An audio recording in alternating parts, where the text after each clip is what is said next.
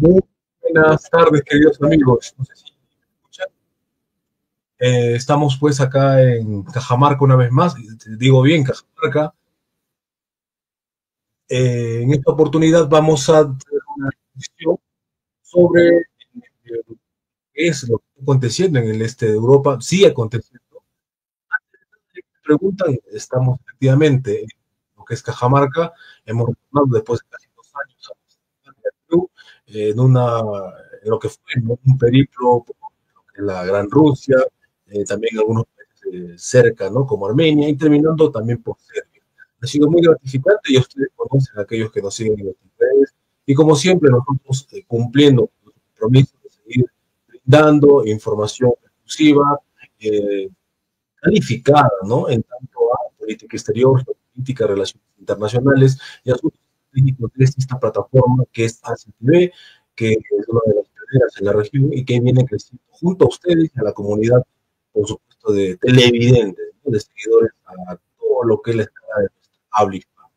En esta oportunidad, como decía, vamos a tratar un tema muy, muy en boga, justamente lo que se refiere, ¿no?, a lo que se está hablando con cada vez más cinco, con más importancia en los medios de comunicación, la paz, ¿no?, la añorada paz en Europa Oriental, sin mencionar otros espacios, porque todavía siguen conflictos, el Oriente Medio, las renovadas ataques de Israel, Gaza y etcétera. Pero en este caso nos vamos a centrar por algo que, como digo, está ocupando los grandes medios de comunicación occidentales y occidentalizados por extensión, en habla hispana, diversos medios nacionales, en otros países, hablando de una paz, ¿no? O de una, vamos a decir, encuentro idílico, así lo han querido hacer ver, ¿no?, entre el presidente Vladimir Putin y el presidente flamante, presidente por segunda vez, Donald Trump.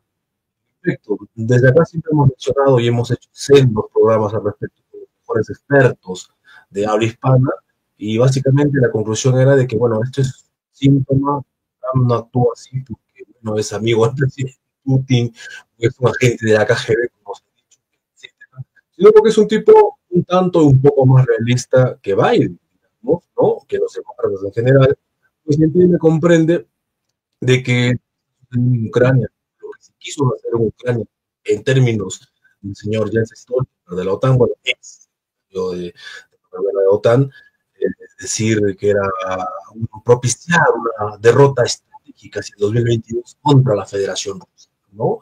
Mm, Llega Trump en 2024, se da cuenta en el 2025 que esto no va para más, que esa derrota estratégica contra la Federación Rusa va a ser muy posible llevar a cabo, y que bueno, permítanme que la promesa de toda la campaña, de la primera y esta también, viendo pues que eso noticias, Grande América otra vez no se dice con tener una guerra a escala continental al otro lado del mundo, ¿no?, como habitualmente Estados Unidos. Grande América nuevamente implica replegarse y centrarse, concentrarse en la reindustrialización de Estados Unidos, cual para aquellos que no se entiende del Estados Unidos Occidente en las últimas décadas se ha desindustrializado, y todas estas capacidades productivas han pasado básicamente al Asia, ¿no?, al Pacífico, lo que es China principalmente, no solamente. Entonces estamos en un contexto, como diría el profesor Alexander Dugin, un nuevo orden de grandes potencias, donde Estados Unidos pretende ser un polo del imperio anglosajón, cual implica renovar, reactualizar lo que era Monroe en el siglo XXI, y lo mismo, pues, ¿no?, entender y comprender que existen otros, conocer otros líderes de otros espacios, grandes espacios, ¿no? Vladimir Putin en Rusia, Xi Jinping en China, y así sucesivamente, Narendra Modi en la India, y así sucesivamente. Entonces, a diferencia de muchos expertos que están viendo esto con mucho, algunos con mucho optimismo, otros un tanto pesimistas, yo creo que se ha caracterizado estos espacios que habitualmente y honorablemente, gracias al director de CTV, Marcelo Ramírez, y Hernández, hemos venido siempre nosotros predicando. Hay que dar siempre una perspectiva realista, ¿no?, sobre las cuestiones internacionales, para que, bueno, pues empecemos a entender el mundo en el que estamos viviendo, y a partir de eso, ¿no?, desarrollar pues políticas propias de cada uno, ¿no? En Perú, de Sudamérica, sí, nuestra intención, luchar por la patria grande, entendernos también como un gran espacio para tener voz y voto en el concierto de las naciones del siglo XXI. Bueno, sin más preámbulo, vamos a dar la bienvenida a Jovic de Serbia y lo tenemos en Strasbourg. Hola, muy buenos días. Buenas noches desde Europa. Perfecto. Que vamos a un poco mencionar, ¿no? Es un amigo, ¿no? Lo conocimos allá en Serbia a raíz del contacto con nuestros amigos. Y antes de regresar estuvimos una temporada por este hermoso país, por su hermosa capital Belgrado. Y bueno, históricamente vamos a decir amigo de Rusia y amigo también de los países, nuestros países, que no. Vuk Jankovic, brevemente vamos a redactar su background, que es, él es un experto en seguridad en la universidad, facultad de diplomacia y seguridad de Belgrado. Es politólogo especializado en seguridad y diplomacia, facultad de diplomacia y seguridad de Belgrado, como decía. Realizó cursos especializados en seguridad económica, como también trabajó en el campo de términos de expolio de bienes históricos en el este de Europa y los Balcanes. Asimismo, es experto en asuntos militares y análisis de armamento, con enfoque en los sistemas de seguridad en los Balcanes occidentales. Bueno, sin más, vamos a decir, preámbulo, vamos a dar la palabra a nuestro amigo Jankovic para que nos pueda exponer sus perspectivas, ¿no? Experto, sobre esta tan vapuleada paz en Ucrania. ¿Habrá paz? ¿Habrá no paz? ¿Qué cosas está empezando a ver en estas zonas conflictivas de Europa Oriental? Adelante. Sí, bueno, antes de nada, una conclusión. Paz habrá sí o sí en algún momento. Ahora vamos a ver cuándo y en qué momento. Vemos una Ucrania muy reaccionaria, para utilizar un término muy suave, una Unión Europea que no está dispuesta a buscar la paz. Vemos cómo tiene intención de formar un ejército europeo, cómo se busca un rearme. Primero se vaciaron estos depósitos de armas y reservas con donaciones al ejército ucraniano continuos, que de hecho continúan hoy en día, en este momento, y ahora se busca un rearme europeo ante una supuesta amenaza rusa. Este es el discurso de la sociedad europea. La realidad es que tanto Estados Unidos, el nuevo ejecutivo de Trump, como el gobierno ruso han dejado claro que sí que están dispuestos a buscar la paz, pero bajo unas condiciones realistas, serias, y que tuviera profundas garantías, tanto de seguridad como de llegar a una paz duradera, que no fuera una opción para darle al bando ucraniano oxígeno en una guerra que evidentemente está perdiendo. O sea, el ejército ucraniano ya no tiene capacidad para grandes contraofensivas. Son 4 ejércitos que le han sido destruidos. Se está hablando ya de casi 1 millón de bajas en 3 años. Son unas pérdidas enormes. Ningún ejército moderno es capaz de absorber este tipo de daños.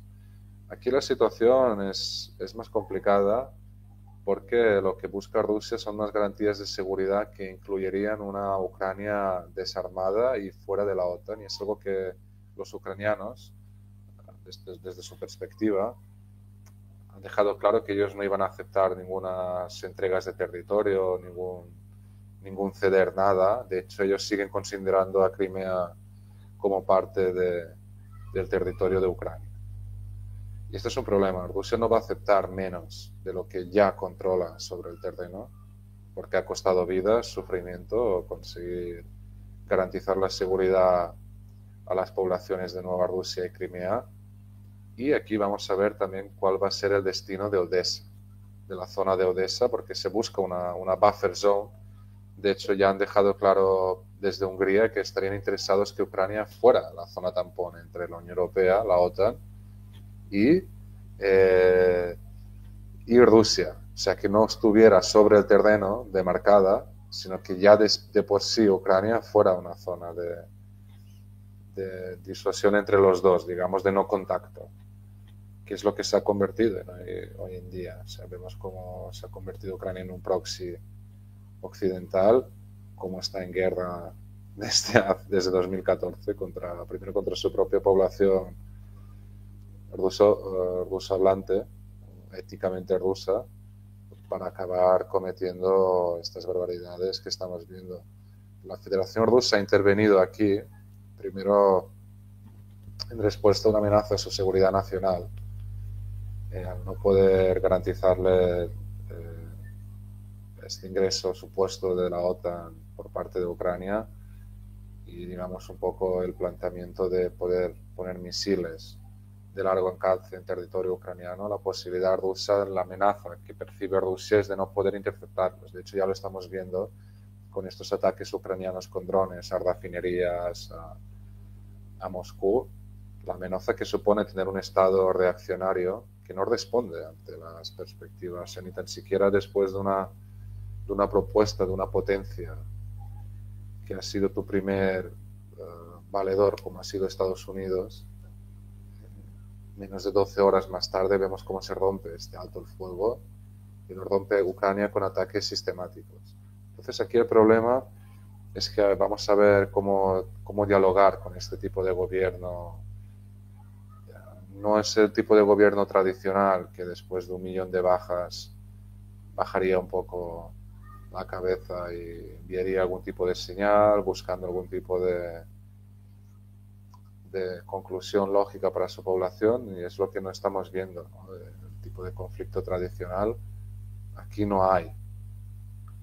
Luego el tipo de cantidad de recursos que se han invertido en Ucrania son muy grandes, no hay un conflicto moderno que exceda a esto, y vamos a ver qué va a ocurrir aquí.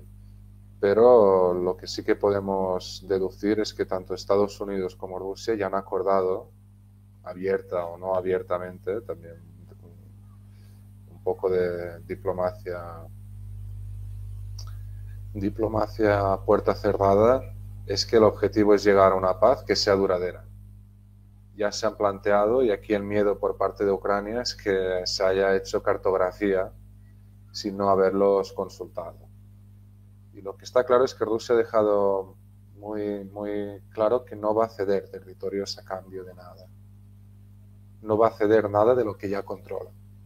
Es más, estaría interesada también en tener Odessa, que es una ciudad que era prorrusa, digamos, antes del estallido del conflicto en 2014. Desde Rusia no se percibe un éxito total de la operación militar especial sin el control de Odessa. Por tanto, si aceptaría menos de esto sería algo para ver, pero esperar que Rusia aceptara unas condiciones que no le garantizan más que un rearme de Ucrania es algo que no es lógico.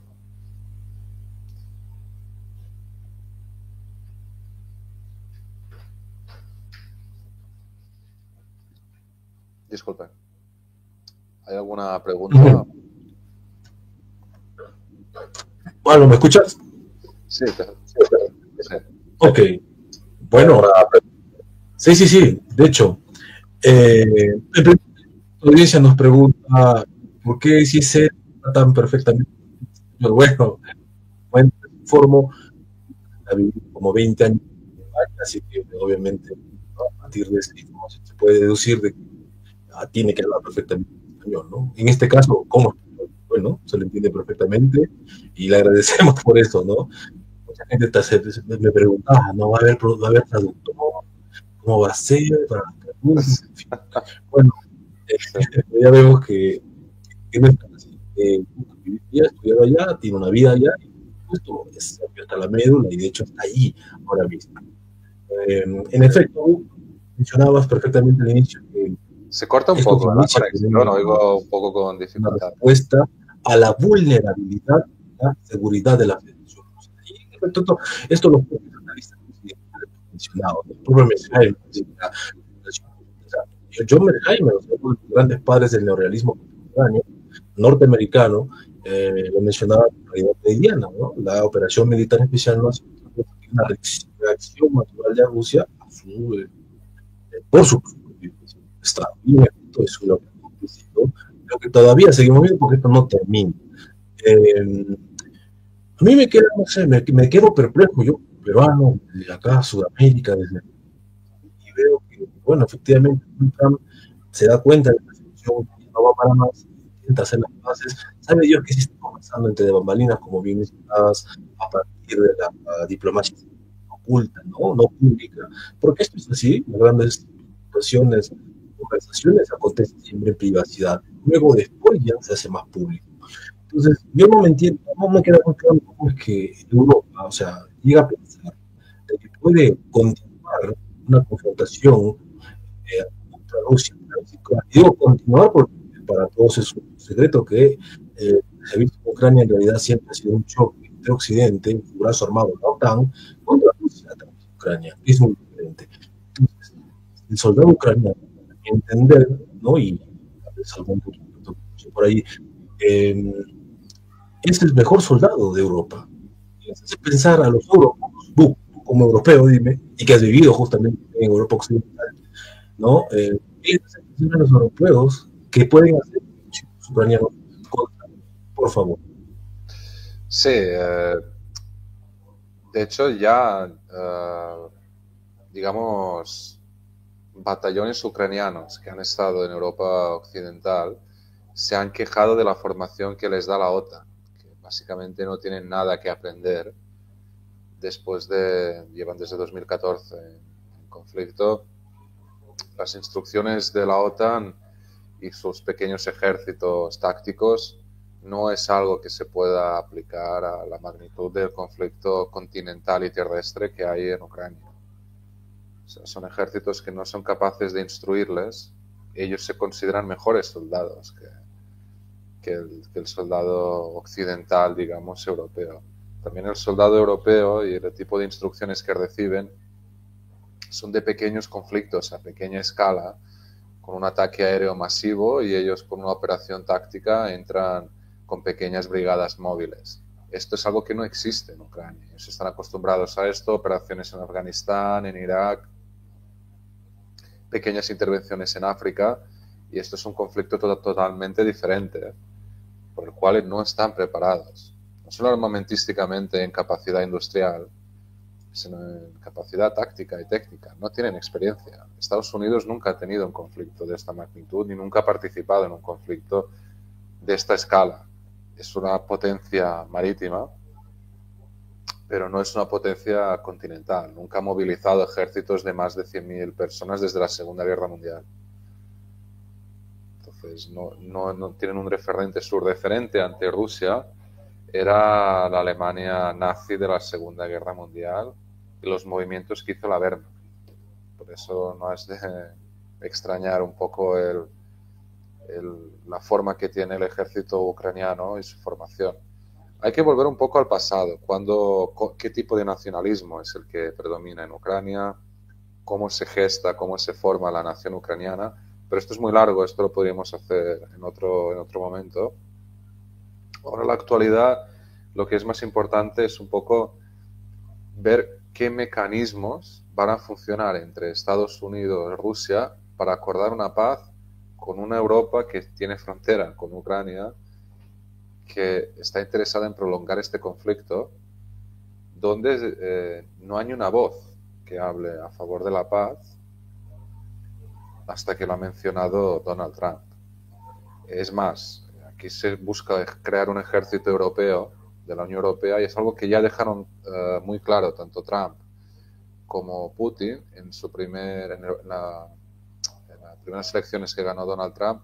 Ya dejaron muy claro que no estaban interesados en un ejército europeo donde Francia pondría su arsenal nuclear en forma de disuasión ante Rusia, y Alemania convertiría su industria automovilística en decadencia, la convertiría en retroceso, perdón, en una industria armamentística, y volver a lo que ya ocurrió, porque primero Polonia tampoco se fiaba mucho de ese rearme alemán,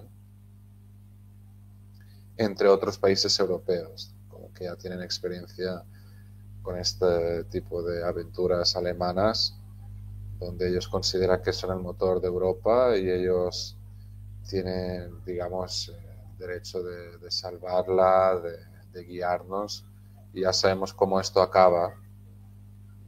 Después de 2 experiencias mundiales, tanto Estados Unidos como Rusia dijeron que no. Y esto es un problema porque Trump ya ha enviado señales que estaría dispuesto, digamos, a una reforma de la OTAN en otro tipo de arquitectura de seguridad en defensa, pero la alternativa que se le plantea en caso de que Estados Unidos estuvieran interesado en tener su propio sistema sería esta. La respuesta sería la creación de un ejército de la Unión Europea, una Euroarmy, y es algo que no les interesa, porque sería un retroceso a lo que ya se consiguió hace 80 años tras la liquidación del Tercer Reich, la Alemania nazi. Pero estos son los tiempos extraños en los que vivimos, ¿no? Digamos, algo que se consiguió hace 80 años en el campo europeo ha sido dinamitado, es algo de lo que Rusia ha estado hablando mucho. También es algo que se ha vendido desde una perspectiva en Europa, de una perspectiva de debilidad rusa, cada vez que Rusia hablaba de un derecho internacional que fuera respetado, que está basado en el orden establecido después de la victoria sobre la Alemania nazi. También se está buscando una Yalta 2.0, donde se podrían claramente demarcar las zonas de influencia.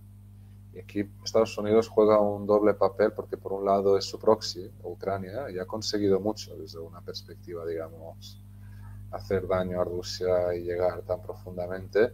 Por otro lado, ven que la situación se ha ido de las manos.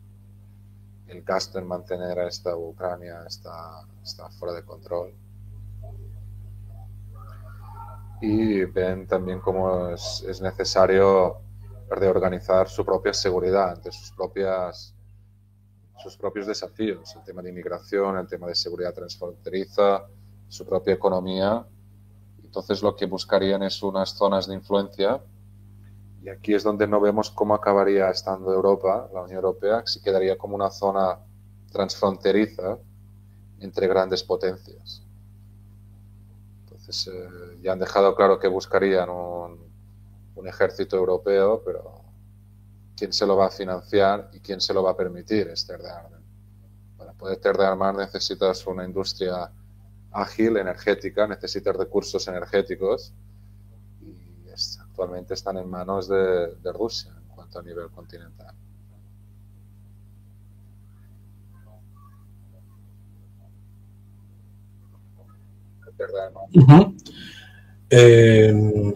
Bueno, con respecto a la actitud de la actual administración Trump sobre Europa, esto es clarísimo. Lo que mencionó el señor en su última visita, en este último Congreso de Seguridad que hubo por allí, prácticamente los europeos que ellos nos que ahora si ellos quieren continuar un conflicto con Rusia, bueno, lo pueden hacer, pero si ya Estados Unidos, no olvidemos que el 70%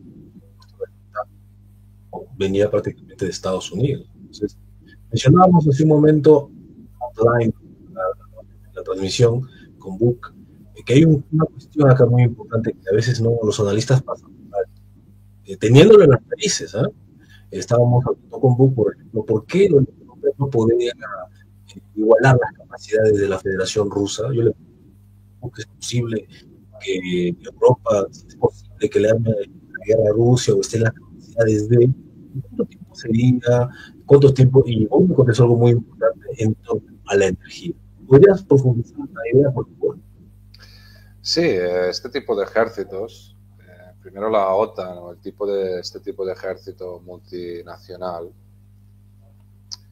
no puede igualarse en términos con el ruso por 3 razones. Una es la capacidad industrial, que Rusia la supera con creces, su producción de armamento, luego son los recursos energéticos para alimentar este ejército.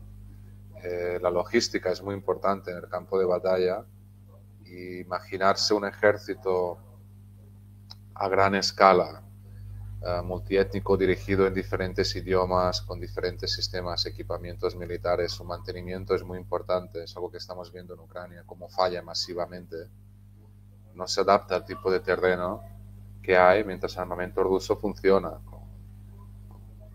con normalidad. Es un armamento que se creó para ese mismo espacio terrestre, y la capacidad energética de absorber, de producir energía, recursos para el combate, para una guerra de prolongado, hablamos de 3 años de conflicto.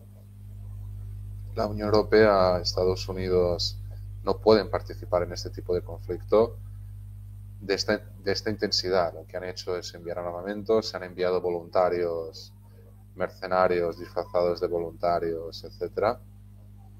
Pero una intervención, digamos, a gran escala, total, una entrada, no. Es absurdo. Es algo que se utiliza para asustar a la población europea, ya que se busca este rearme para las armamentísticas europeas. Primero han vaciado los depósitos, enviándoselos las reservas a Ucrania, y ahora, para justificar un rearme europeo, tienen que hablar de una amenaza rusa inminente, que después de Ucrania van a ir a por París y Londres. Y esto es lo que están hablando la población europea, ¿no? Digamos. Y es absurdo, pero a veces la inteligencia militar sabe realmente a lo que se ha enfrentado en Rusia. Nunca han visto algo así, esta cantidad de bajas. Más de 1 millón de bajas tiene el ejército ucraniano. Se está hablando de 700.000 a 1 millón. Un ejército moderno europeo no puede absorber este tipo de bajas en menos de 3 años. Es una barbaridad. La capacidad técnica, la potencia que tiene el ejército ruso actualmente es el mejor del mundo. Cuando acabe este conflicto, será el mejor del mundo con la mayor experiencia de combate acumulada, que es muy importante. Estamos hablando de que son ya 3 años con más de 100.000 tropas participando en un conflicto donde se ha aprendido también sobre la marcha, sobre todo en la lucha, en la guerra electrónica y en la utilización de drones, guiando a la artillería, el tipo de sistemas que tiene Rusia, y han acumulado una experiencia que no existe en Europa occidental.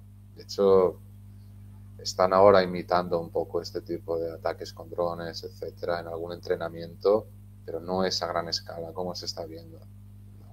Occidente no tiene esta capacidad de combate, y eso así de simple. No puede ganar, no puede entrar en un conflicto así. Ya no solo hablamos de la disuasión nuclear, etcétera, lo que significaría, pero en caso de que se permitiera, digamos, un encontronazo para ver quién la tiene más grande, saldría ganando la Federación Rusa, y lo saben, por eso no ha habido este tipo de... Se han hecho entrenamientos fuera de Ucrania para el ejército ucraniano que hemos visto que no sirve de nada. Es una pérdida de tiempo.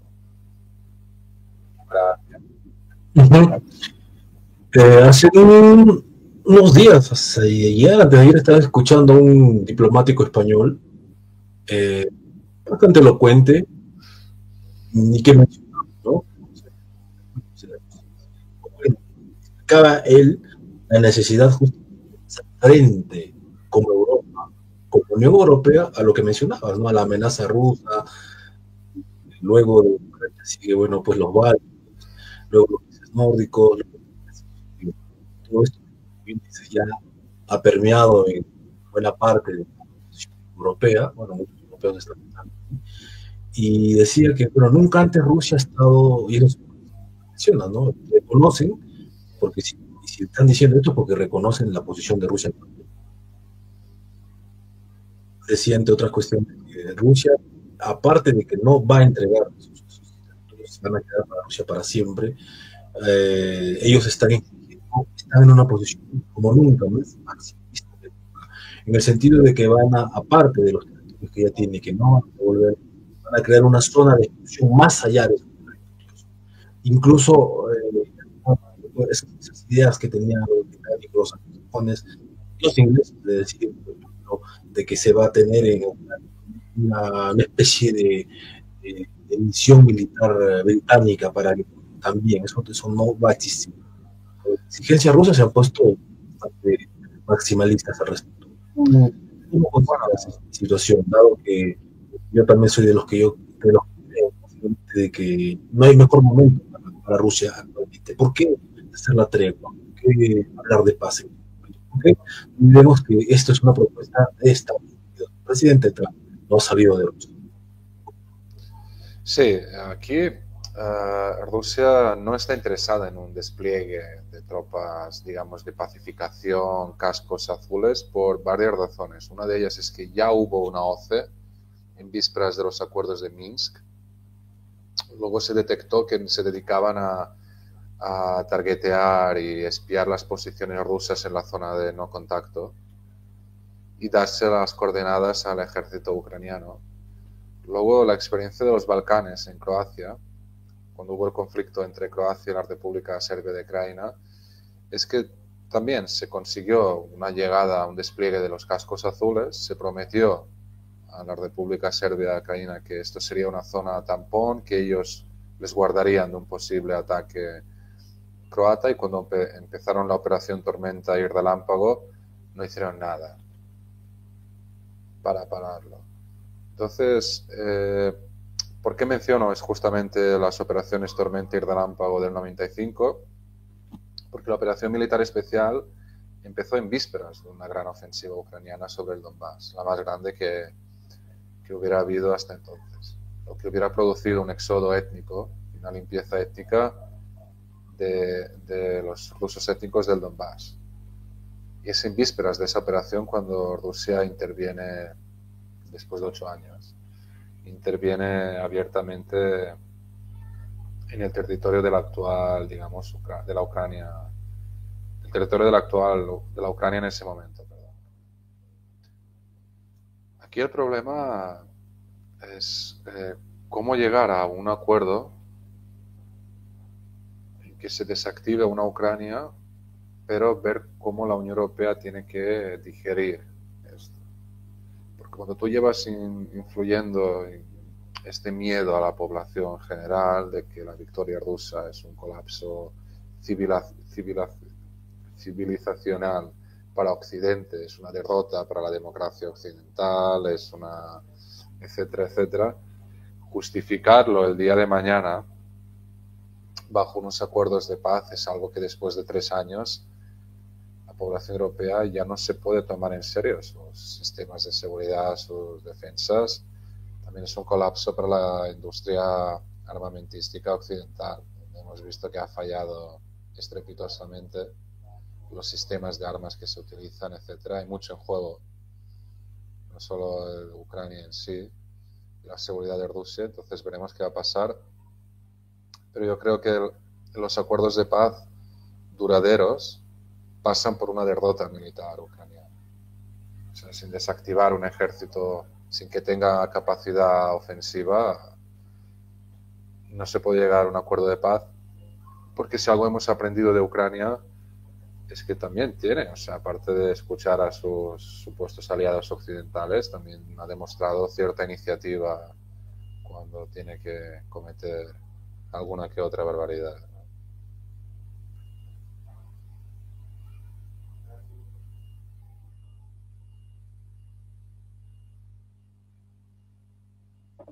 Mm. Book. La operación militar especial, yo estuve en Rusia casi 2 años, lo sé más o menos, tengo una idea. Nunca se denominó guerra al interior, nunca se la llamó guerra, se llamaba operación militar especial. En esa perspectiva, nunca, lógicamente, nunca se declaró la guerra a Ucrania. Y no, estamos viendo, al parecer, si mal no estamos, si la brújula nos está fallando, vemos que nos estamos acercando poco al final de este conflicto, de esta guerra, técnicamente hablando, pero no se ve visos de que Ucrania pueda capitular. Entendiendo por esto la histórica forma en que tenían los países de efectivamente frente a un segundo. ¿Cómo ves tú esto? Bien, primero, en cuanto a los términos que se han utilizado, uh, es una cuestión interna rusa para utilizar el ejército de la Federación Rusa fuera de sus fronteras. Hay que justificarlo y uno de ellos sería una operación militar especial, una votación en la Duma en vísperas de la operación. donde se aprobó la entrada e intervención en Ucrania, para Rusia la gente no suele entenderlo, muchos analistas, la verdadera capacidad militar del ejército ruso. Rusia no ha utilizado ni un cuarto de su verdadera capacidad en Ucrania, yendo con mucho cuidado de no dañar a cierta población civil que es ortodoxa, que es eslava, que es la cuna de la propia Rusia, y no se ha entrado como se entraría con otro supuesto enemigo no eslavo, como se actuaría, y siempre yendo con cuidado en este tipo de términos. Entonces esto también se ha menospreciado en la parte de Europa occidental, en la parte occidental, el desconocimiento de las verdaderas capacidades del ejército ruso, ¿no? Entonces, si me puedes repetir la última pregunta que has hecho, por favor.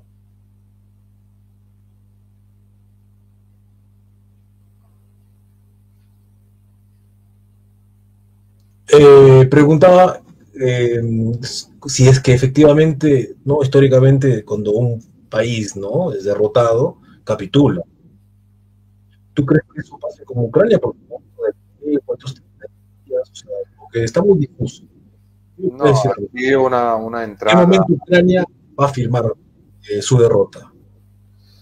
Ucrania firmará lo que en el momento que sus aliados la presionen a aceptar unos acuerdos de paz, que se pueden firmar con ella o sin ella. Sería algo parecido a los acuerdos de Dayton, en la base americana de Dayton, que tras la finalización del conflicto de Bosnia, solo que una de las partes, la parte rusa, enviaría su delegación.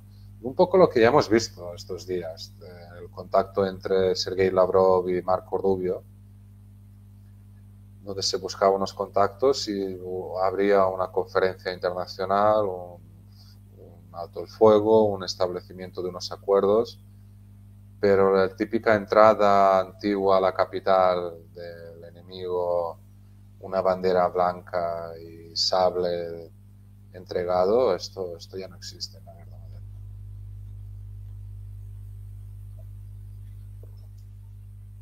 moderna. Bueno, estamos ya acercándonos casi ya a la hora en este programa de lujo, ¿no? Con el amigo Buc desde Serbia, politólogo, experto en diplomacia, seguridad y armamento, como sabrán. Bueno, eh, yo siempre me pregunto en qué fase de la historia estamos. Vemos ajusto los razonamientos a las preguntas del profesor Alexander Tugin. Él recientemente ha publicado un libro que ha sido editado en inglés, pero ya se hizo en ruso, y les informo que ya en más o menos mediados, fines, va a salir una edición en español, que es La Revolución de Trump, el juego o el no juego de las superpotencias. Entonces estamos entrando en una fase donde justamente los estados en cierta forma, han cumplido su función en la historia, la organización del mundo en función a la serie y o polos de poder que a su vez implican la conformación de grandes espacios. Rusia, desde todas las perspectivas, es un gran espacio, China es un gran espacio, por supuesto, Norteamérica es un gran espacio. Eh, ¿Y cuál es el rol de Europa? Bueno, no digo de Latinoamérica, porque yo tengo que comenzar, pero de Europa, ¿cuál es su rol en este contexto? Book. Sí, el rol de Europa ha sido el de un espacio comercial, ¿no? De intercambio también de absorber productos. Veremos qué va a pasar.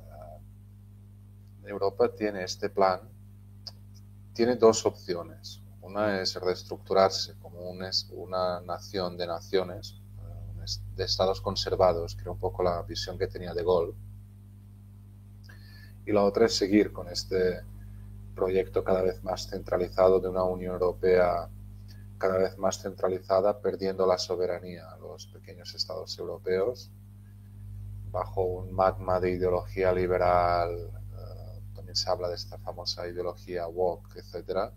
Pero en Europa lo que estamos viendo ahora, viviendo, es una revolución conservadora, que en Rusia ya ocurrió en el año 2000, en Estados Unidos acaba de pasar ahora con la llegada de Trump al poder, de todo el movimiento MAGA, y en Europa aún resiste. Es la plaza fuerte ahora de este liberalismo, ultraliberalismo, digamos, o woke, no sé cómo, cómo definirlo ya, porque ya ha superado todos los esquemas ideológicos irracionales posibles, lo que estamos viendo, y esta es la realidad. Entonces, o se vuelve al concepto de una nación, de una unión de naciones conservadas, que era la versión de Gaulle, con una lívida confederación entre estados, acuerdos de libre tránsito y poco más, o seguimos con esto de una bandera, un himno de la Unión Europea, una centralización de la Unión Europea, acabar en un ejército europeo dictado desde los burócratas de Bruselas, ¿no? Este es el peligro que hay. Europa no se puede encontrar en sí, no se encuentra a sí misma, y realmente sí que Alemania era un motor, pero sin esta unión energética con Rusia, que es otra nación europea, que nos olvidamos a menudo. Es otra nación europea, Rusia, es el país más grande del mundo, y se compaginaba Europa con la energía más barata rusa, con todos los términos, pero no han dejado de desarrollarnos constantemente con conflictos desde el año 2000, desde la guerra de Irak, etc. Vemos como una crisis es sustituida por otra. O sea, no se permiten dos generaciones de paz, de desarrollo, y llegar a unos niveles que estamos en 2025 y en comparación con el desarrollo que tiene China, esto realmente se está perdiendo a todos los niveles.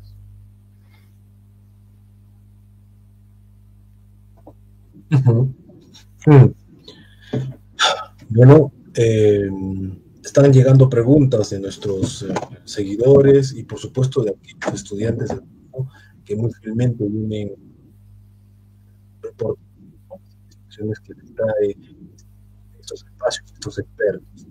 Pregunta Nicolás Araujo desde Lima. ¿Cuál es la perspectiva que se tiene sobre Rusia respecto a Serbia? ¿Es la misma que tienen los europeos en promedio?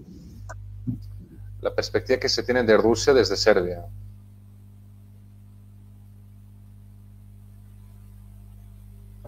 ¿Me escuchaste, Buc? No escuché la perspectiva que se tiene Un de momento. ¿Podrías repetir, por favor? La perspectiva que se tiene de Rusia desde Serbia era la pregunta. Sí, preguntaba sobre la perspectiva que tienen los serbios sobre Rusia, ¿no? Si es diferente a la que tienen los europeos. Sí, es un poco diferente. Es que Serbia y Rusia nunca han estado en un conflicto entre ellos. Nunca ha habido una agresión rusa contra el pueblo serbio, y hay unos lazos históricos, no solo culturales, religiosos, por ser dos naciones ortodoxas cristianas, sino que Rusia participó en la liberación y la creación del Estado serbio después de la caída del Imperio Otomano. Aparte de que estuvo varios siglos ayudando a los levantistas rebeldes serbios contra el Imperio Otomano, etc. Y existen lazos. De hecho, el Estado moderno ruso se forma a las bases al Estado medieval ortodoxo serbio.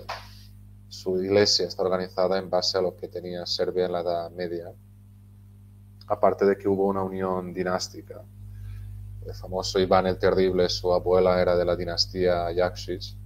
Entonces siempre han existido unos lazos históricos con Rusia, y la perspectiva es diferente.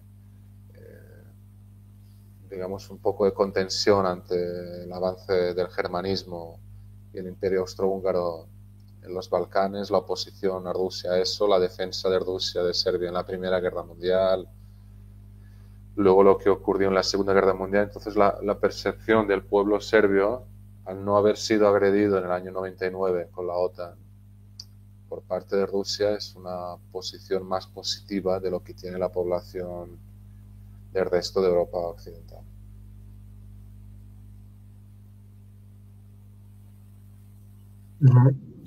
Gracias. César Erasmo de la Universidad Nacional de Cajamarca pregunta. Muchas gracias. En primer término, pregunta con respecto al señor Donald Trump. ¿Usted cree que sus intenciones sean realmente sinceras o se está buscando, como ya se sugiere en diversas plataformas, de que es una estratagema para darle más aliento a Ucrania en 30 días? Sí, es un doble juego, digamos. Estados Unidos ha invertido mucho en Ucrania para que esto acabe así después de tan solo 3 años. Son muchos recursos, mucho... También es una posición de presión que tiene. Disculpe. También es una posición de presión que tiene a la vez sobre Kiev y un intento de presionar a Rusia. Yo creo, sinceramente, que sí que desea la paz, porque muchos de los valedores que han habido de Ucrania han sido básicamente los mismos que se han opuesto a él en su propia casa, digamos, en su propio territorio. Creo que los americanos han calculado bien que es una guerra que no les sale a cuenta a gran escala, porque han hecho que Rusia y China unan lazos más que nunca. Poco a poco están viendo cómo van a quedar. Sí que será una gran potencia, pero ya no es la única. Entonces, tarde o temprano tendrán que aceptar este rol de mundo multipolar con zonas de influencia propias. Entonces, yo creo que las intenciones de Trump son sinceras en este sentido.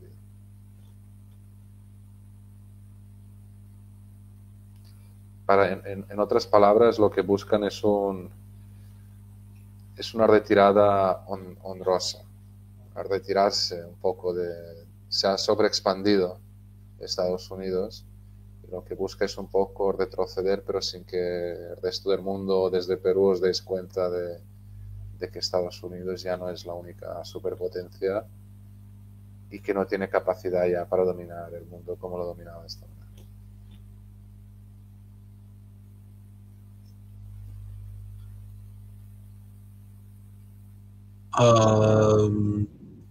Aló, creo que se me fue el audio.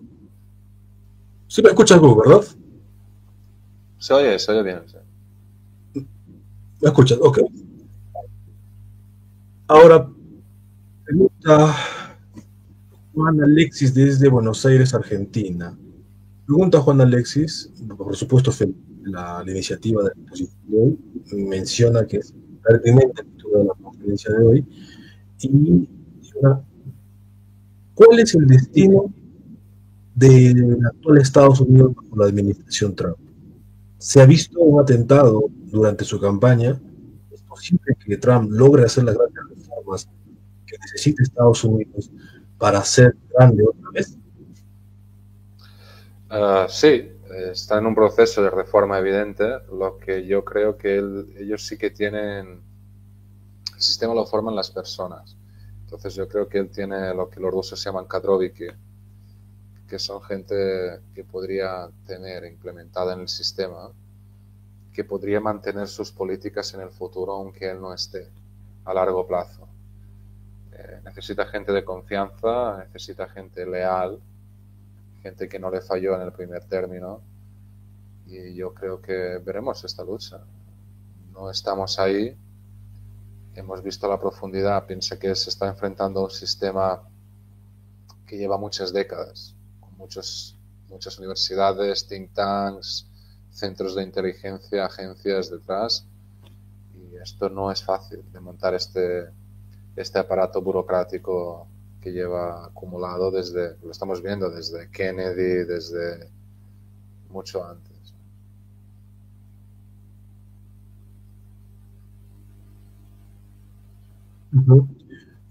Bueno, esta es la última pregunta. Digo última porque, y me van a disculpar, no vamos a poder contestar todas por el tiempo, dado que nuestras políticas siempre es, bueno, no aprovechar los colaboradores. En este caso, nos olvidemos cómo está en Serbia, allá son casi las 10 o 11 de la noche, así que pensando, ¿no? Dice Beltrán de, bueno, pregunta, dice, a ver, bien.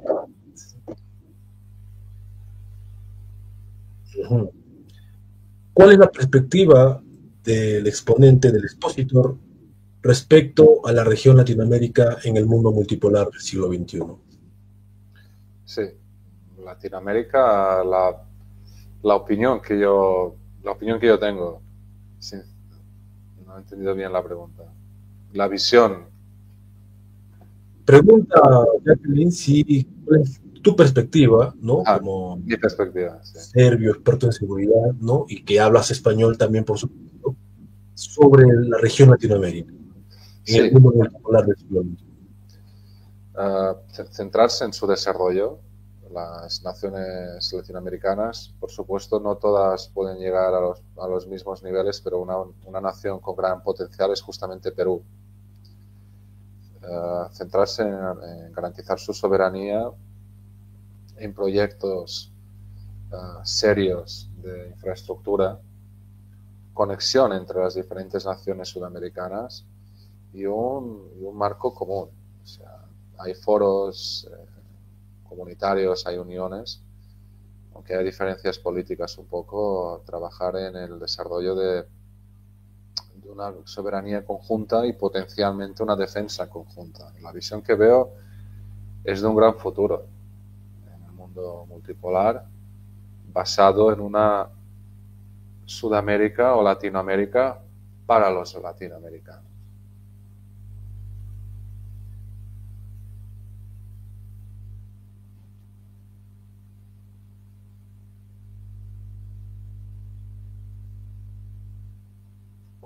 Completamente de acuerdo. Ante la renovación, ¿no? La doctrina Monroe 2.0, América para los americanos, hay que presentarlo y no nos queda de otra, por supuesto. Bueno, ya estamos llegando a la parte final. Yo, la verdad que este programa tendría mucho más para desarrollar. Yo creo que es un tema muy, muy caliente, de coyuntura mundial, una repercusión a escala global.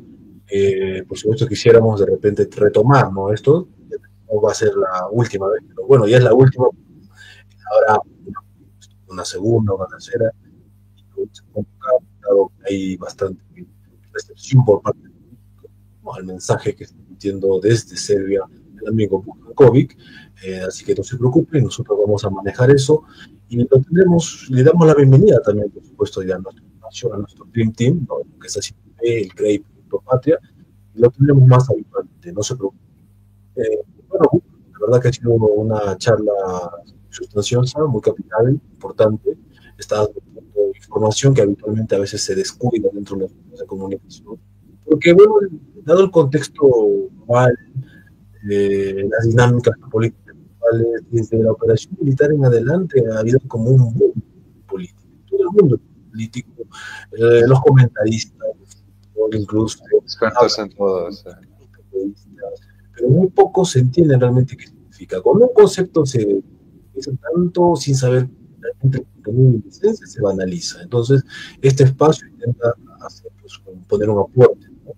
Poner en palestra las opiniones de expertos de relevancia mundial para el público de habla hispana, y en ese transcurso, pues, dimos que, dicho sea de paso, por supuesto que no nos ha decepcionado, por el contrario, nos impulsa a seguir invitándolo, y nada, todo recién empieza, el mundo multipolar se está empezando a conformar, Estados Unidos con Donald Trump entiende esa dinámica y está haciendo lo propio. Lo nuestro también debería hacer lo propio, los latinoamericanos, tomar un gran polo, un gran espacio, los europeos lo mismo, y bueno, entrar en esa dinámica del siglo XXI, donde los países separados, así de chiquitos, creo que no tendrán.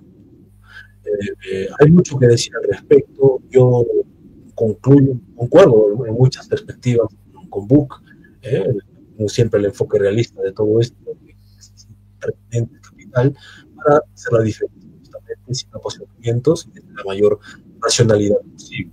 Porque hemos visto que el fanatismo, la animadversión, el odio y los apasionamientos con una u otra potencia terminan obnubilando el análisis y, por supuesto, llevando a conclusiones erróneas.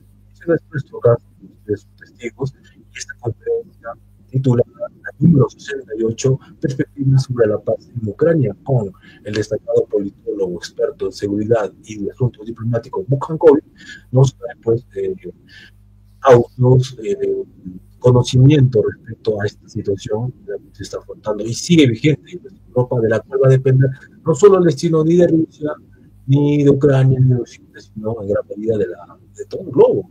Estamos hablando de Europa Oriental, que es una política determinante en el transporte.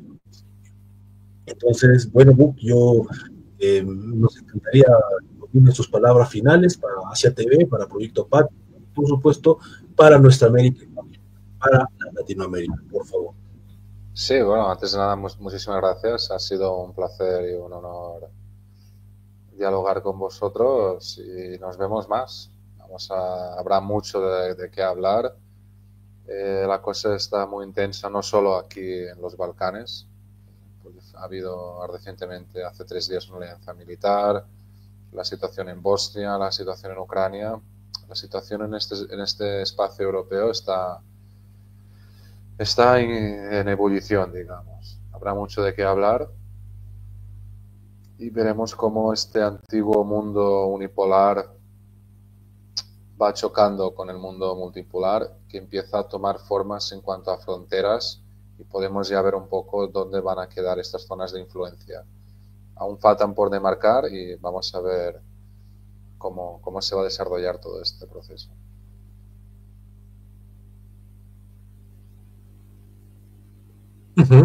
Bueno, esta vez fue una edición más de su curso magistral inédito en la historia de habla hispana, Fundamentos de Geopolítica. Conferencia número 68, sobre la paz en Ucrania, con el amigo Bukhan Kovic. Y por supuesto, su servidor Carlos Giovanni. Hasta la próxima. Atentos que habrá novedades. Saludos. Hasta la próxima, amigos.